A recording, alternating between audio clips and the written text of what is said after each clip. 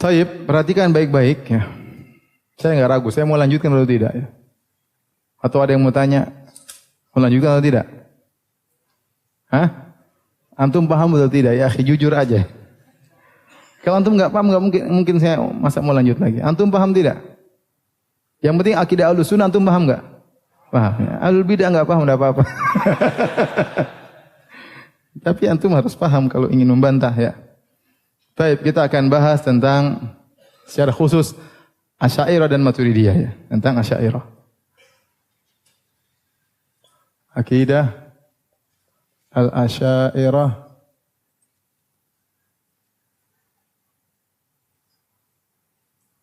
Al-Mutaakhirin.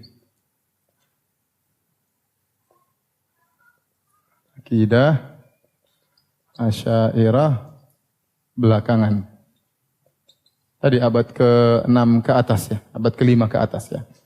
Tadi saya katakan yaitu Al-Juwaini, Al-Razi, Al-Amidi ya, Al-Iji ya.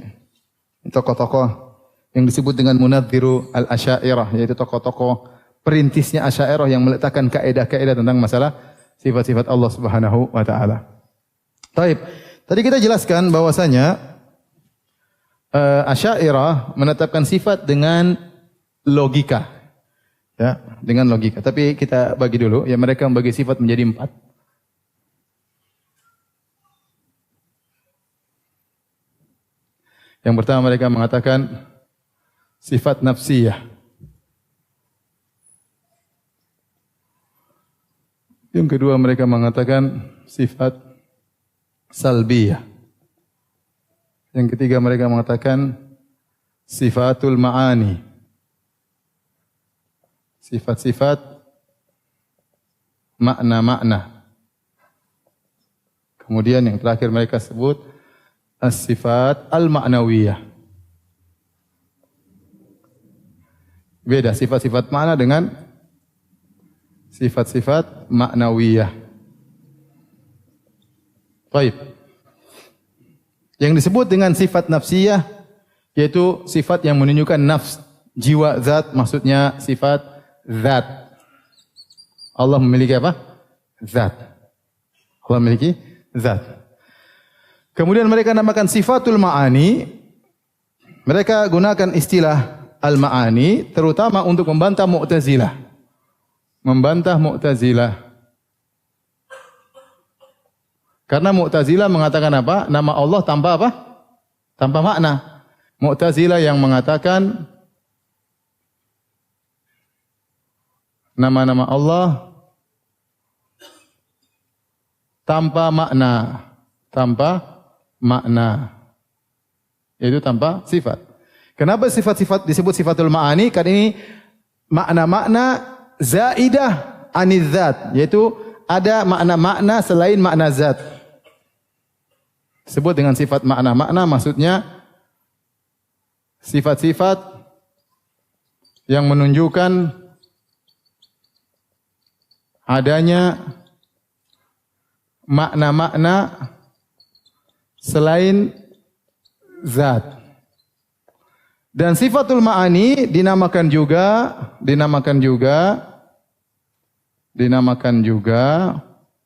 dengan sifat zatiyah. Karena dia tidak sifat-sifat tersebut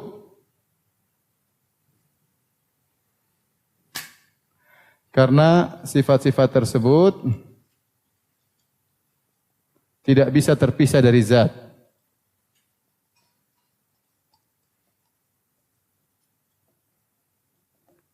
Nah, sifat-sifat inilah yang ditetapkan dengan logika.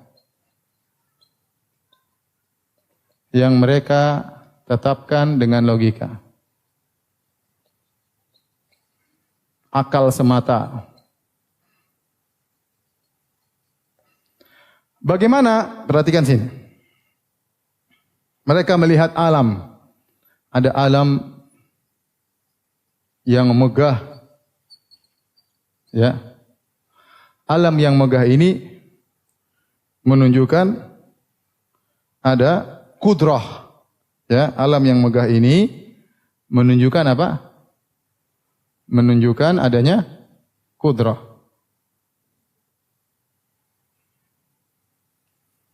Adanya kudrah sang pencipta. Bagaimana bisa ada alam kecuali ada yang maha kuasa yang menciptakan apa alam tersebut. Maka adanya alam semesta yang megah ini menunjukkan ada sifat apa? Kudrah. Ini sifat yang pertama. Kemudian ya alam yang muhkam ini, yang muhkam itu maksudnya rapi, hebat, tertata rapi, ya, teratur dengan canggih, ya. Ya, misalnya kalau botol kita tutup dengan pas itu namanya ihkam, ya. Maksudnya kokoh, yang kokoh dan teratur, dalam kurung kokoh dan teratur. Menunjukkan yang menciptakannya pasti berilmu. Sang pencipta pasti apa? Pasti berilmu.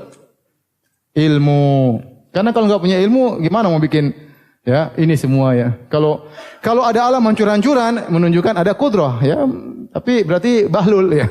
Paham? Ada kemudian bintang tabrakan ini yang bikin hebat sekali, pasti punya kekuatan, tapi dia bahlul. Kenapa bisa tabrakan-tabrakan misalnya? Paham? Tapi tatkala melihat alam begitu canggih, mulai teratur, Masya Allah, ini berarti yang menciptakan pasti punya apa? Ilmu. Ini logika. Paham? Paham? Ente sekarang jadi Asy'ariyah, paham ya?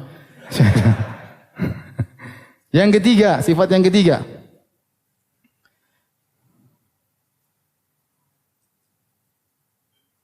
Yang ketiga, adanya perbedaan atau variasi, adanya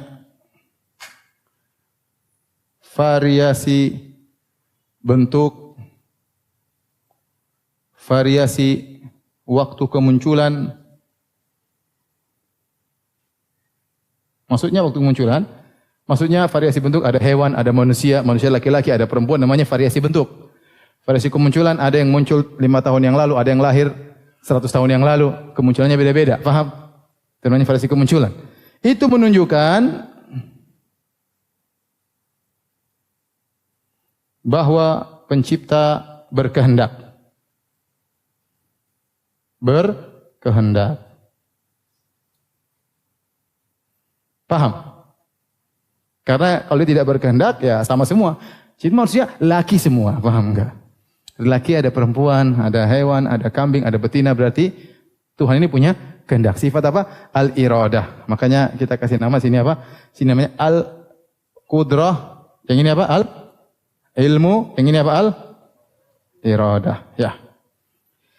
Tatkala ada tiga sifat ini, kalau ada sesuatu yang punya iradah, kemudian punya ilmu, punya kudrah, pasti dia memiliki sifat al-hayat. Dia pasti maha hidup. Paham? Logika. Ini sifat yang keempat. Paham? Ini logika mereka. Nah, namanya maha hidup, cuma dua kemungkinan. Buta atau melihat. Tuli atau mendengar. Ya. Tuli atau mendengar, berbicara atau tidak. Kata mereka, Tuhan yang maha hidup, yang maha sempurna, maka harus memiliki tiga sifat yang lain, yaitu apa? As-sama, kemudian al-basar, kemudian al-kalam. Maka jadilah 7 sifat. Paham bapak-bapak dan ibu-ibu? 5, 6, 7.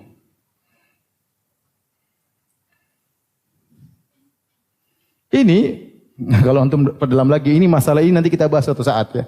Diprotes sama sebagian Asy'ariyah. Karena cara penetapannya dengan namanya logika dhiddiyah. Tapi sudah nggak usah bahas lah, nanti antum pusing. Udah, begini aja dulu. Paham sampai sini? Paham ya? Taib. Terakhir kita bahas sifat salbiyah. Sifat salbiyah itu apa? Adalah sifat-sifat yang ditafsirkan dengan penafian. Dan sifat-sifat itu ada 5. Ada 5. Yaitu yang pertama al-qidam. Maksudnya azali. Apa? Azali. Kemudian al-baqa. Namanya apa? Abadi. Kemudian mukhalafatil hawadis. Sudah hafal nanti ya? Hawadis apa? Berbeda dengan apa? Makhluknya. Wih, Masya Allah. Kemudian qiyamuhu binafsihi. Artinya apa? Tegar dengan sendirinya. Tegak dengan sendirinya. Kemudian al-wahdaniyah. Al-wahdaniyah maksudnya maha apa? Esa. Ini berapa? Ada 7 juga ya? Ada 5. 1, 2, 3, 4, 5. Kenapa disebut dengan sifat salbiyah? Karena ditafsirkan dengan penafian. Al-qidam maksudnya tidak didahului dengan awal. Dengan ketiadaan. Paham? Al-baqa artinya tidak diakhiri dengan ketiadaan. Tidak diakhiri untuk menolak akhiriyati syai'. Diakhiri dengan ketiadaan. Mukhalatul bil hadis untuk apa? Agar tidak sama dengan makhluk, tidak tasbih. Qiyamu binafsi agar tidak membutuhkan yang lain. Membutuhkan yang lain. Wahdaniyah yaitu agar tidak apa? Agar tidak berbilang. Makanya ini semua sifat-sifat disebut dengan sifat salbiyah karena ditafsirkan dengan apa? Dengan penafian. Paham? Paham atau tidak? Paham ya? Baik. Sudah azan belum? Belum. Sifat al-ma'nawiyah. Apa sifat al-ma'nawiyah? Sifat al-ma'nawiyah adalah penjelasan tentang sifatul ma'ani. Penjelasan keterkaitan zat dengan sifat-sifat tadi, sifat-sifat al-ma'ani. Kata mereka, tatkala contoh tatkala sifat ilmu menempati zat, maka menimbulkan kondisi baru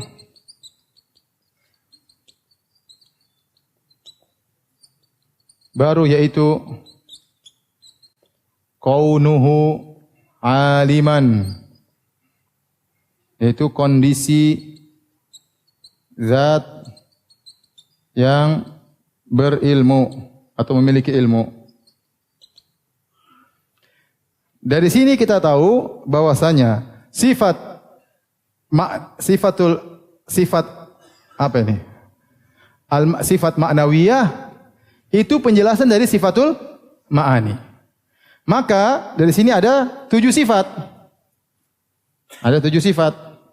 Sesuai dengan sifatul ma'ani. Yang tadi pertama apa? Ilmu, al-qudrah. Berarti kaunuhu qadiran. Kaunuhu apa? Qadiran. Yang artinya kondisinya yang memiliki kudrah. Yang kedua kaunuhu aliman. Kondisinya zat yang memiliki apa? Ilmu. Yang ketiga kaunuhu apa? Muridan. Yaitu kondisi zat yang memiliki apa? Kehendak. Ini semua kondisi-kondisi. Kemudian apa? Kaunuhu hayyan. Kondisinya yang maha hidup. Kemudian kaunuhu sami'an. Kondisinya yang maha mendengar. Kaunuhu basiran. Kemudian kaunuhu apa?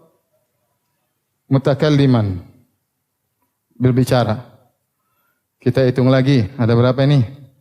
1, 2, 3, 4, 5, 6, 7.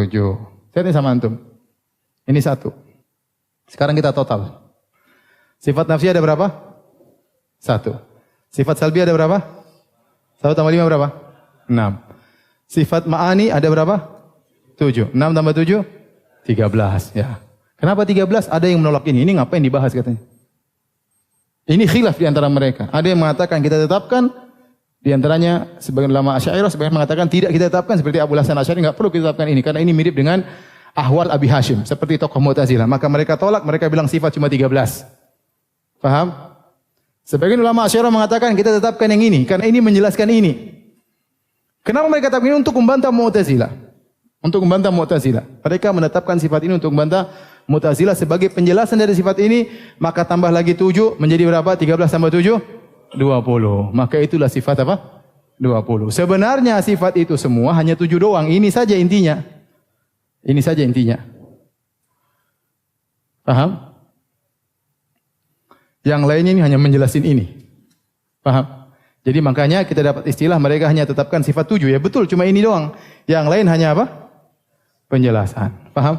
Kalau kita sifat banyak ahlu sunnah. Setiap nama mengandung apa? Sifat. Setiap nama mengandung sifat. Kalau enggak ada sifatnya, ngapain Allah dinamakan dengan nama tersebut? Pahamkah antum? Mudah-mudahan antum paham ya.